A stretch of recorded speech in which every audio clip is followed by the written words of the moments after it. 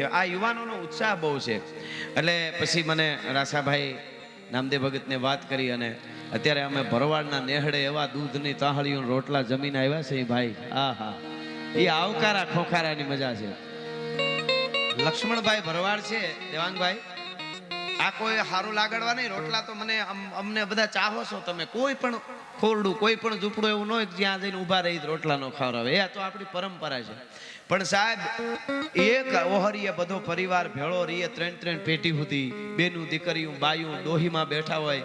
અને આવા જે નેહડા છે ને, લક્ષ્મણભાઈને નેહડે અમે જઈ આવ્યા, આવા નેહડાની આજના શિક્ષકોએ વિદ્યાર્થીઓને લઈ અને આ યુનિવર્સિટી છે મુલાકાત લેવી જોઈએ કે કુટુંબ ભાવના કોને કહેવાય. 50 60 માણસ એકારે રહે છે. આ પણ એક યુનિવર્સિટી છે. આવા પરિવાર જે ભેળા રહેતા હોય ને 50 જણા 60 એની ખાસ સ્કૂલના બાળકોને લઈને વિઝિટ કરાવી તો ખબર પડે. તો આ જે 12 વર્ષની ઉંમરે કરીને લટકી જાય છે ને ફાંસી, અમુક તો હાવ મરેલા જ જન્મે છે. મને એ વિચાર થાય, ખાલી નકરા ખોખા જ ફરતા હોય, અંદર આત્મા ન હોય, જીવે ન હોય, અંદર ખાલી સંચાર હોય. મરેલા ભોડા બહુ ફરે છે. મરેલા ભોડાનું ખાસ ધ્યાન રાખવું, એ આપણને ક્યાંય ના ન રહેવા દે. એની પાસે બેહવું નહીં, લીમડા આઠે જઈને બેહવું. તમારો સુરતને દરિયો બહુ સારો છે, દરિયા કાંઠે જઈને બેહવું. ઓલો ઘૂઘવાટા તો કરે, બાકી અરબોપતિ હોય ને ગબી જેવા મોઢા કરીને બેઠા હોય ની પાસે કોઈ દી જાતા નહીં, ક્યાંય નહીં રહેવા દે. ભલા માણસ શું કરવા એને.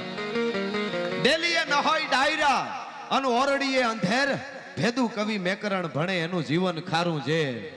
હા, મહેમાનોને માનવી ખવરાવીને ખાય, ભેદુ કવિ મેકરણ ભણે મારો ઠાકર રાજી થાય. એવું સરસ ભૂદેવ દાદા સંચાલન કરી રહ્યા છે. સરસ વિશે બે કવિતાઓ બહુ સારી બોલ્યા. કેવું નામ કીધું? ગોપાલભાઈ દવેને જોરદાર તાળીથી એકવાર બતાવો.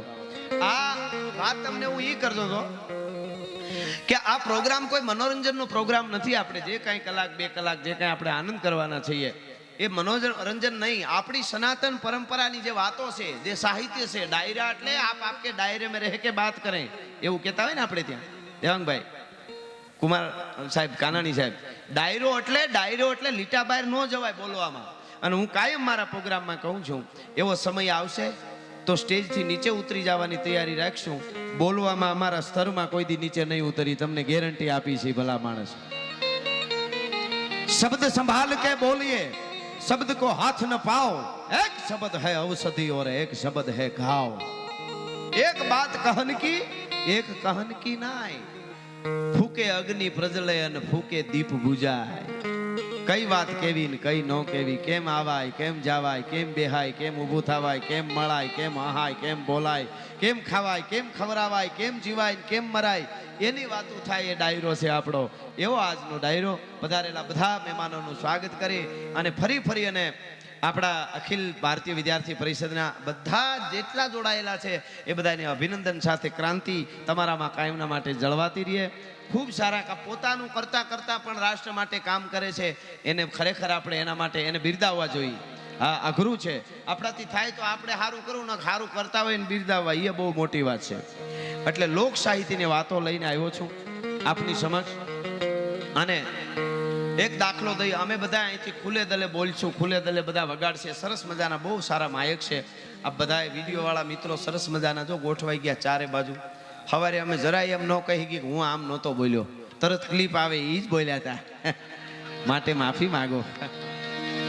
હા હા, પણ સરસ છે. એનું આ અમારું કામ એનું કામ છે. એને અડધું ઓયું જાય તો એ ખોટું કહેવાય, એનું કામમાં કાચા કહેવાય. એટલે બધું આવી જ જવું જોઈએ. હા, મજા આવે. ઈડિયા વાળાની એક મજા છે. ખંભે કેમે, હવે તો આ બધા ઘોડી બધા આ હેન્ડલ લાગી ગયા છે.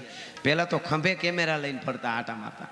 લગ્નમાં બધે 2-4 દી શૂટિંગ કર્યા ને પછી ઘેરે જઈને હુતા હોય તો ઓસીકું ખંભે લઈને હાંજે બેઠા થઈ જાય પલંગ માથે. સ્માઈલ પછી ઘર નાખી જાય કે હોઈ જાવ ને, અહીંયા કેમેરો નથી, ઓહીકું ખંભે લીધું. એટલે એને જ થાય એવું નહીં કે અમારે થાય. અમે હુતા હોય બેઠા થઈ જાય બેડ માથે, બેહી જાઓ બધા બેહી જાઓ. પછી ખબર પડે લે આ તો પ્રોગ્રામ ક્યાં છે, ઘેરે સહી. આ તો બધાને થાય. હા, પણ ધંધો કોઈ પણ કરવો જરૂરી, પણ મગજમાં ન કરી જવું જોઈએ, કહેવાનો અર્થ એ છે. એટલે મારે એક વાત કરીને શરૂઆત કરવી છે. ખુલ્લા દલે અમે બધા અહીંથી બોલવાના વગાડવાના. તમે ખુલ્લા દલે હાંકલો પડકારો. ડાયરો એટલે હાંકલા પડકારાનો ડાયરો છે. આપણી પરંપરા એવી છે. આપણે ત્યાં એમાંય સૌરાષ્ટ્ર આપણું સૌરાષ્ટ્રની રજદાર, કચ્છ, કાઠિયાવાડ, એક એક બારવટિયા, એક એક સુરવીરો, એક એક દાતારો, ભક્તિ કેમ જીવાય એની આખી કથાઓ ડાયરામાં આવતી હોય. ટૂંકમાં આખા શાસ્ત્રોના સાર આવી જતા હોય. એ આપણો ડાયરો છે. આપણા ડાયરામાં આંસુ પણ હોય, આપણા ડાયરામાં હાસ્ય પણ હોય, આપણા ડાયરામાં વીરત્વ પણ હોય, મર્યાદા પણ હોય, લાજ પણ હોય, ઘૂંઘટ પણ હોય, આપણા ડાયરામાં પાઘડી પણ હોય, આપણા ડાયરામાં બલિદાન પણ હોય, ત્યાગ પણ હોય, દાન પણ હોય, સુરવીરતા પણ હોય, જમીર હોય, ખમીર હોય. એ આપણા ડાયરા છે. એટલે એક વાત કરી અને શરૂઆત કરું છું કે એક મંગળ અવસરમાં, રૂડા અવસરમાં ઢોલ અને શરણાઈ બે વાતો કરતા હતા. હવે ઢોલ ને હરણાઈ કોઈ દી વાતો ન કરે. કવિઓએ સમજાવવા માટે દાખલા આપ્યા છે. માણસને સમજાવવા માટે કવિ બહુ બધા દાખલા આપતા હોય છે. એક વચ્ચે બીજી વાત યાદ આવી એટલે કહી દઉં શરૂઆતમાં, પછી દુહાસનથી શરૂઆત કરવી. યુવા ધન આજે ખૂબ પડકારા કરે છે, સાંભળે એને મારે કહેવું છે કે આપણી પરંપરાને જાળવી રાખજો.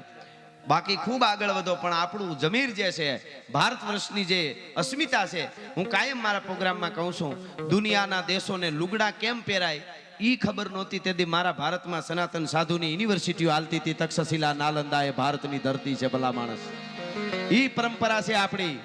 એ મહાપુરુષોને આપણે તો અહીંયા શહીદ વંદના કરી. અમે આવ્યા ત્યારે ભગતસિંહ રાજગુરુ સુખદેવના તસવીરો લાગેલી હતી અને આ પુષ્પાંજલિ અમે આપી ત્યાં.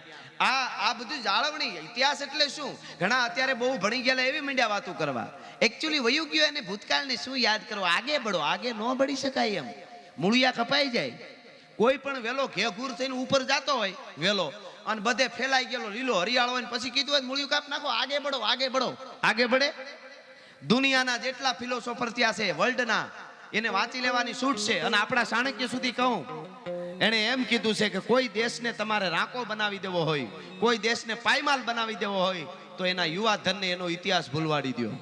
આ હું નથી કહેતો, દુનિયાના ઇતિહાસકારોએ કીધું છે. તો આપણો ઇતિહાસ ન ભૂલાય. ઇતિહાસ જેટલા છે ને એ જ માનવનું ઘડતર કરે છે, માનવ જીવનનું ઘડતર કરે છે. એટલે મારે એમાં આજે રામનવમી છે સાહેબ.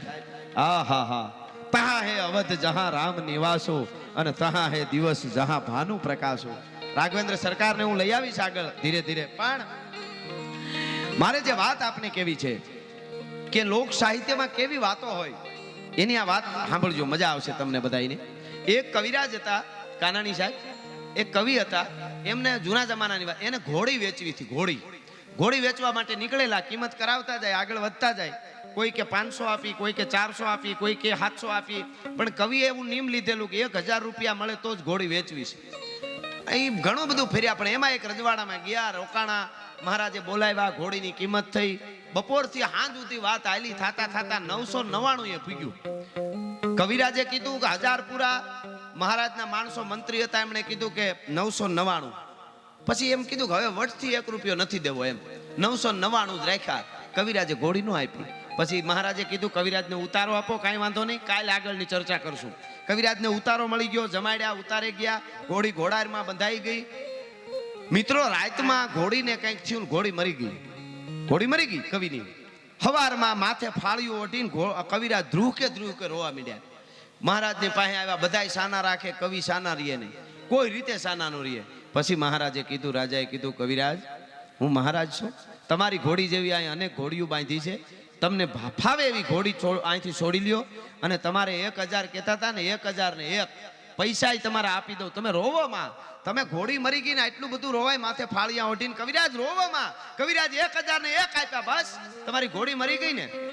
બહુ કીધું ત્યારે કવિએ ફાળિયું ઊંચું કરીને કીધું, મહારાજ ઘોડી મરી ગઈ એને નથી રોતો.